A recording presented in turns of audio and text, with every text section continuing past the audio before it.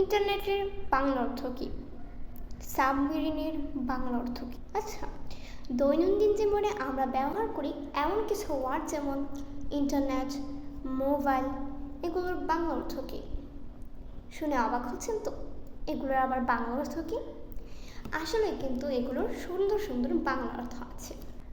So আজকের ভিডিওতে আমরা এমন 10টি ইংরেজি শব্দের বাংলা অর্থ শিখব।